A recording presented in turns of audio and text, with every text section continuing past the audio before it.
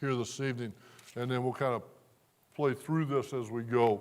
So verse 21 down through verse 31 of 1 Kings chapter 14, and beginning with verse 21, and Rehoboam the son of Solomon reigned in Judah. Rehoboam was 41 years old when he began to reign, and he reigned 17 years in Jerusalem, the city which the Lord did choose out of all the tribes. They also built them high places and images and groves on every high hill, and under every Egypt came up against Jerusalem. And he took away the treasures of the house of the Lord. He even took away all, and it was so when the king went into the house of the Lord that the guard bare them and brought them back into the great Naaman and Amorites and Abijah his son against you. Father, we don't read it with any kind of fast, not lighten the forced labor. He made them work more, but he also increased taxation, and he ruled with that proverbial iron fist. And he was determined that he was going to do it the way he wanted to do it. There were aspects here that were part of it. But as always is the case, 2 Chronicles 12:14 tells us this, as do other verses through Scripture, that with all the observable sin, everything that we see here in Rehoboam, the problem was a heart issue, and it always is. Now, that's not being overly simplistic. That's just, and somebody's heart is not right toward God, Rehoboam. And Solomon said, all I want is wisdom so that I can do what I'm supposed to do. And God gave him wisdom. God gave him all the other things as well. The sad thing is, as Solomon's life went along, those other things corrupted his heart. And he did lose some of that humility and became very much enthralled with his own power and kingship, if you will. But he was a young man. Rehoboam, at 41 years old, what is one thing that unquestionably Rehoboam organized crime in the city where I grew up? And Mike, guys sit around and say, well, when I get old, I want to do this, I want to do that. The rule of his comes to a close.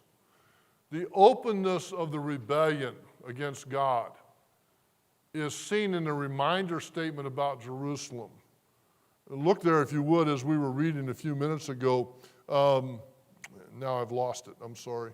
In verse 21, Rehoboam, the son of Solomon, reigned in Judah. Rehoboam was 41 years old when he began to reign, and he reigned 17 years in Jerusalem. And the note, it says, the city which the Lord chose out of all the tribes of Israel. Was visiting a church one time, the town where he and I both had gone to college. His first wife, this is how I relayed this to me. My brother's not saved.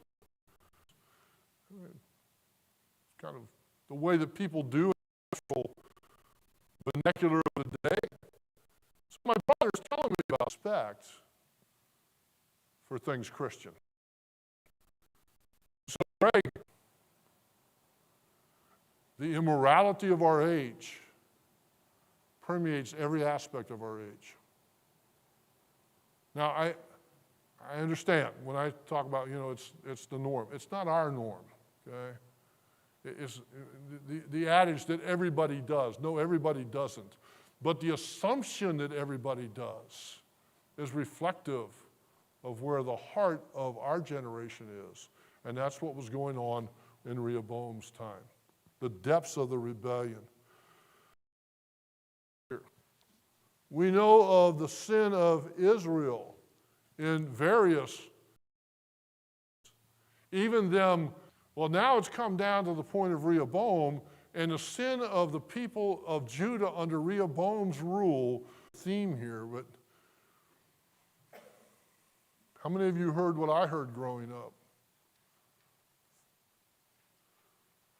That the reason that you're punished or disciplined at home is because we love you.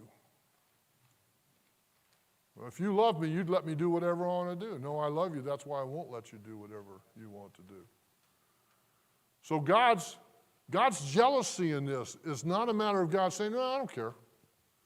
It demonstrates his love. Same thing in us. When God convicts our hearts, when God deals with us, when God chastens us, the Bible tells us that he chastens. Tells us of the proliferation of pagan worship. The high places were assigned to a large Mormon tabernacle in Independence, Missouri, that I've seen. And driving into Independence can be seen for miles. The idea, I know that sometimes it's difficult for us to look at that and say, well, how does that relate to, say, my family? Because there are families that are that way. And it's not that we've had somebody come and steal our shields, okay?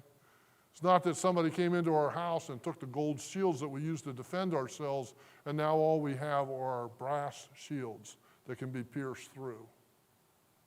What it is, though, is that any semblance of strength because of the presence of God is gone. And that's happened in churches, by Egypt.